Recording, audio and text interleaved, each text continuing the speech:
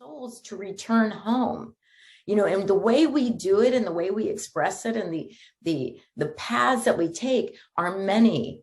But that vision to me is that one vision that we all know, that this sense of separateness, or this sense idea of that I am separate from my good, or from life, or from God, or from even each of you, that I am separate is false. It's Maya. It's an illusion, that in fact we are whole.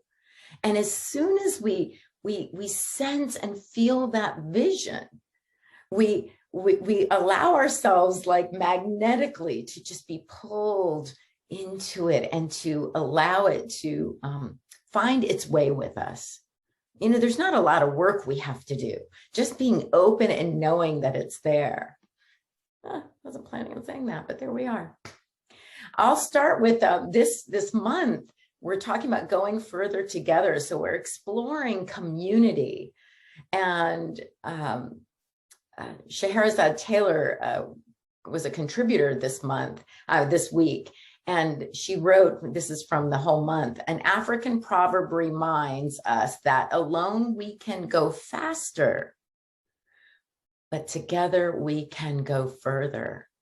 And this month, we're keeping in mind all the events of our lives, whether we want to name them good or bad, it doesn't matter, but they got us right here to this point in this moment. And honoring the communities from the past, whatever that looked like, whether we call them good or bad, whatever the historic religion was, or the family dynamic, or the community that have supported us in the past, it got us right here to this community, to these ideas, to these spiritual principles and practices. And we honor that within us, that we are right here, right now, to celebrate, this being pulled by this vision together. At the Centers for Spiritual Living, we see a world in which every person lives in alignment with their highest spiritual principle, wherever they are, that highest spiritual principle, emphasizing unity with God and connection with each other. A world in which individually and collectively we're called to a higher state of consciousness and action.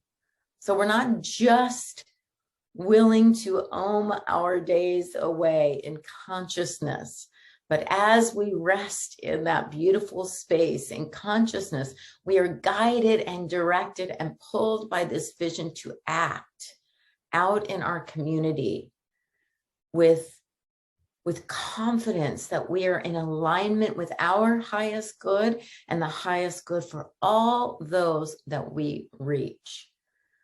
We know that there is within us that voice, that vision, and we can call it an instinct, that is constantly pulling us to return home, to be whole, where we recognize ourselves as whole, perfect, and complete now in this moment.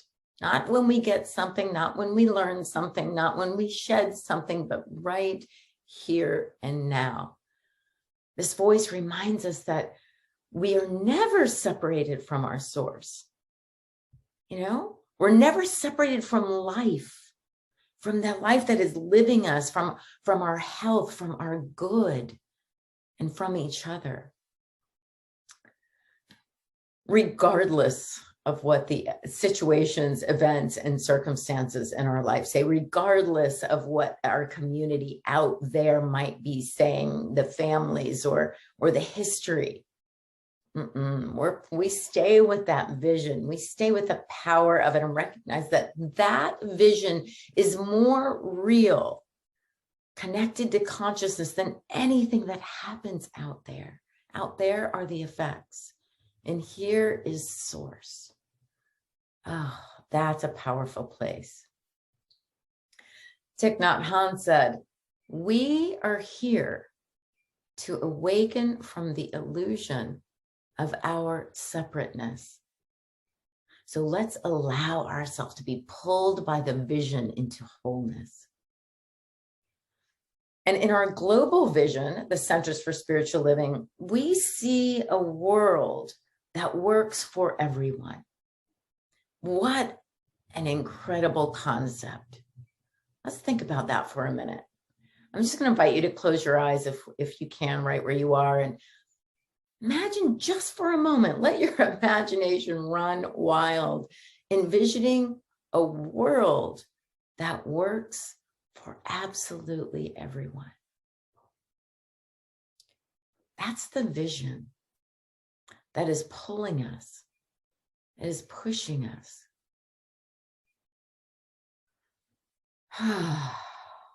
A world in which every person is living and working, creating harmony with every other person and with all of life. There's that flow, a harmony with each and every person. And we can open our eyes, and the big question is, I mean, most of us recognize that the world as it appears to us outside right now doesn't necessarily really work for everyone. But if you're familiar with the teachings at all, the Centers for Spiritual Living, you'll know that we first see in our hearts, in our soul, in consciousness, what we want to see out there. We see it first in consciousness. We feel it in our hearts. We actually embody it. So we see that world that works for everyone. And we know that it is a possibility. We feel that truth deep within us, that truth that has been presented throughout all the ages, from every single mystic tradition. A new heaven and a new earth are revealed within first. They're experienced actually in consciousness first. Then it becomes this shared vision. And then it becomes manifest in the outer world of effects. Nothing can become manifest in this outer world of effects unless it has been made manifest in mind and heart first. So we're here to share that vision. But I'm going to add a big but here. You know, it's a little daunting to think, wow, I'm going to create a world that works for everyone. So we take that first step, right? That first step, that starting point. We recognize that first we can create a world that works for us, right? We bring that vision, our individual, being pulled by our own vision to become whole in this moment right now. And to begin to see, just like we saw that world that works for the world, a world that works for each, we find that world that works for us. You know, we begin with ourselves to create a world that works in our families, in our relationships, in our workplaces. We commune with each other in communication that is from the heart and the soul, from connectivity and not from separation. We begin with ourselves and we begin within. And we're going to look at, let's remind each other when we dialogue later, what tools and resources do we use individually to create that world? What truths are at our disposal that we go back to again and again each day to stay in a place of connectedness and not separation? Our purpose as a community is to, I just love this, to awaken humanity to its spiritual magnificence. So if our purpose as a global community is to help awaken humanity to its spiritual magnificence, how does that global purpose translate to ourselves in our community? For me, it's that idea that we, you and I, each of us comes together in this community for that purpose of awakening, to share in this awakening to our spiritual magnificence together. We remind each other with talks and dialogue and meditation and chanting and whatever we're to prayer, of course, that we remind each other the truth of our being. In this room, in the Zoom room, we remember that we're spiritual, divine beings. We are love beings who have come to play. You know, that's my thing. I want to play, and I'm in that joy. But I want it in 3D, 3-dimension. I want it out there in here, high def. I want the music. I want the ocean. I want the songs. I want the smells. I want the communion with each other, with the animals, with nature. You know, instead of just floating around in the allness, or we would say the no thingness, we get to choose something. We get to experience being male or female, or anything in between. We get to choose our favorite colors. We get to choose our favorite books, our favorite expressions, our favorite style, clothes, our partner. We get to choose a career path. You know, all the things that are our individual expression, we get to choose as part of our spiritual magnificence. That is the effects of our spiritual magnificence. We get to recognize that there is this endless buffet of infinite possibilities, but right here, right now, we only have the time or the inclination to choose really what's going to make me happy right now. I mean, there might be an infinite possibility for breakfast, but if I'm hungry, I only get to choose, you know, 1 or 2. Is it going to be, you know, an omelet? Or is it going to be a donut? I don't know. But we choose what makes us happy. So we take it into our very personal expression. What is in alignment with my highest good right now, my spiritual expression right now? We recognize each other in our spiritual magnificence, and we recognize that we are individual creative expressions of it. We help each other awaken to the truth of our being, and we support each other in our creative expression. And our mission, as I said when we opened up, is to provide spiritual tools for personal and global transformation. You need to bring alive the principles and practices that we speak about and embody them. And therefore, once it's known completely in consciousness, in mind, and in heart, now that will express itself out in the world, and we are in harmony with our environment. We're in harmony with our family. We're in harmony with our workplace. We're in harmony with every single relationship. And what does that feel like? That awakening feels like bliss. People talk about it in the mystic traditions, but it's not an extraordinary bliss. It's the ordinary bliss of seeing our brothers and sisters, looking into their eyes and seeing their beauty and their joy and their wholeness, because we know our beauty and our joy and our wholeness. You can't help but look out and see perfection. You see God, spirit, life in everything. Life is animated in everything. That's living enlightened. That's awakening in our spiritual magnificence. So we're always being pulled by this inner vision to grow, to expand, and to awaken. And there's that wonderful bridge of turning within and enjoying without, right? Having it all. Let's face it, we want it all. We want We want it all, and we have it all. We were created that way.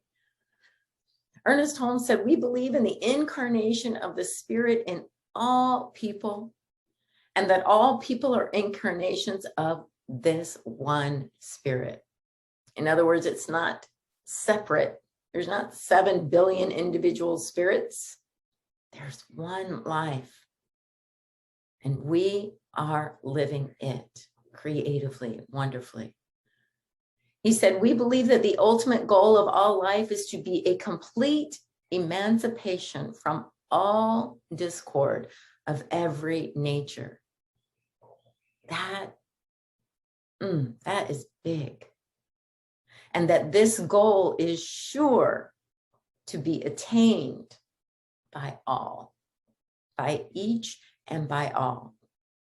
Meaning that we have come from wholeness, oneness, and that we will surely return to oneness and wholeness one way or another. One way or another. And one way is right here and right now. To allow ourselves to be pulled by that inner vision, awakening to our spiritual magnificence, using the principles and practices, diving into our heart, and with love and the support of a beautiful community living in wholeness and experiencing that in all of our situations and events and circumstances. Can you feel it? Can you, Alyssa feels it? That's, we know that we are living enlightened right here in this moment. And therefore, if we know it in this moment, we know it's possible and available and present for us in every moment. There is nothing that can happen out there that can shake this spiritual magnificence of who we are. Nothing. And we can face a lot, as we all know. We can face a lot of stuff. And yet we can stay present and with this inner vision. We know that too. And that's what spiritual community does for us. Uplifts us and holds us and reminds us of the truth of our being. We are perfect, whole, and complete. It is our true nature. It is true for us and true for every single person. And when we attune ourselves to our spiritual magnificence, we're free to be all that we are meant to be. And as we are our authentic self, we know that we become that beacon, that lighthouse for everyone around us. And we serve ourselves and the world as we experience the truth of our being.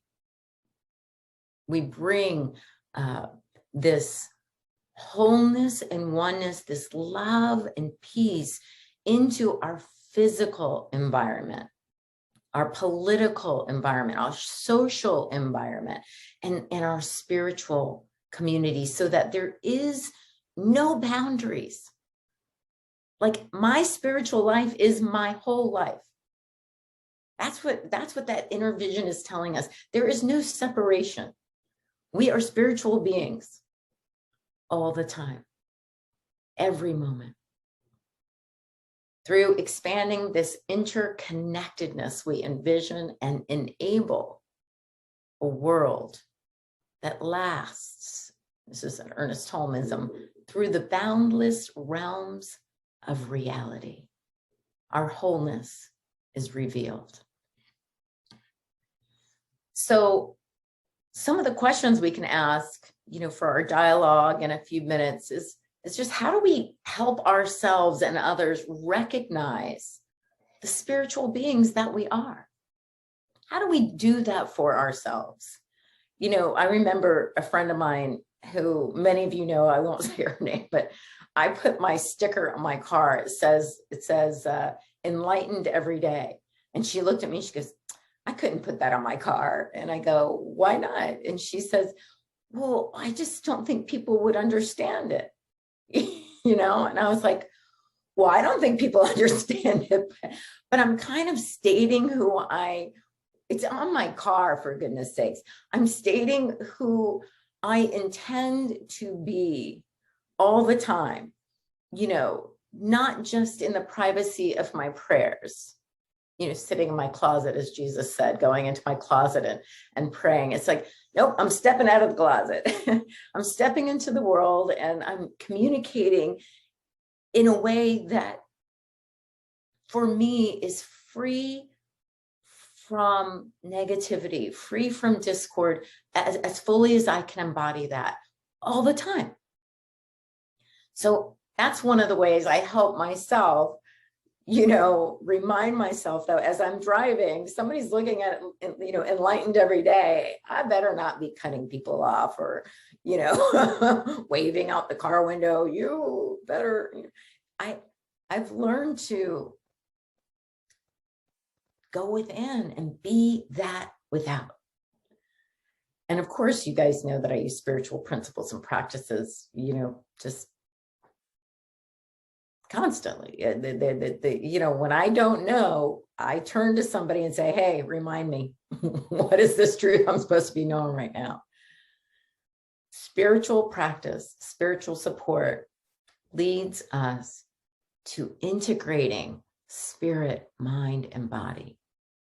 And that leads us to live in harmony and joy in every aspect. So that's kind of one question we can look at.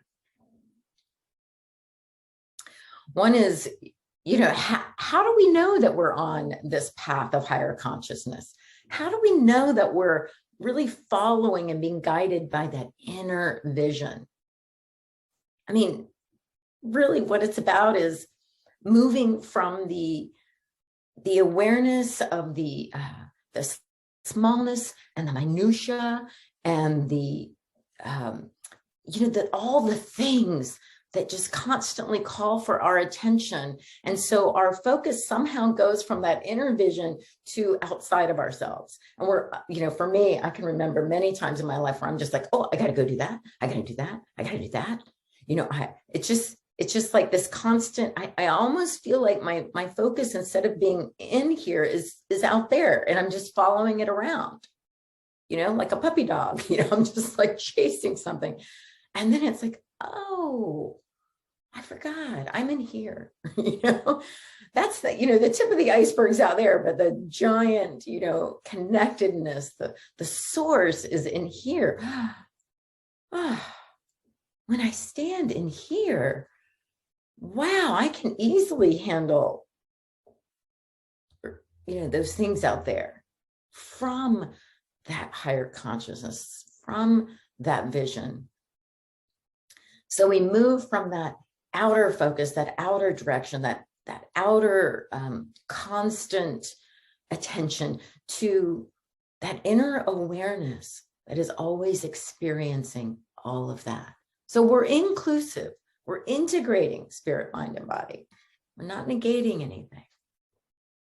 We recognize that we're on this path of higher consciousness when we're fully functioning in life.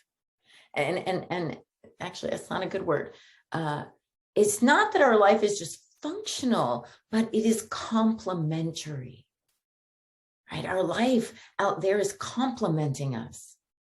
Every aspect reflects back to us who we are. It's like when people come into my home, they say, oh, your home looks like you. Your home looks just like you. And I'm like, oh, yeah, I think it does. Like, I feel like it's me. It's very beachy, very casual, very casual. It's pretty calm and soothing. It doesn't have a lot of clutter. I don't have a lot of things, even though it probably has a lot of dog-haired dust bunnies. And that must be a reflection of my nature too. I accept it all, right? But our life reflects who we are. People can look at any aspect of our life and go, oh, that's who they are. That's, we're embodying it, we're living it, we're breathing it. When we're in alignment with the truth of our being, the situations, events, the circumstances, they all are in alignment with our understanding of this truth. And I guess, for the last question, I'll just say, this is we don't have time for all this, but how do we work towards that idea? I love when Ernest Holmes said, it just sounds so big, but we're going to bring it down to bite size, again, first steps. How do we work towards that complete emancipation from all discord of every nature? And I guess, I feel like I just touched on that, but let's talk about that. I think that as soon as our hearts and our minds are awakened and aligned with that inner vision, then we have that confidence, that power, that inner power to bring that wholeness, that oneness, that love and peace and harmony into all of our activities. And we start to recognize that we stop judging discord by problems or challenges, projects that come up in our life. All of a sudden, those aren't discord. Those aren't bad things that are happening. We're just in alignment with the projects that need to be handled. It's like, oh, this came up. We're in harmony with that. And it's just life, nothing in life out there. My roof is going to break one day. It has a 20-year warranty. It's not going to last much longer than 20 years, probably. I'm not holding that as a truth, but we can say that, my car is going to break down one day. We can't say these are problems. This is life unfolding. The exterior world, nothing is meant to last. It all breaks down and something takes its place.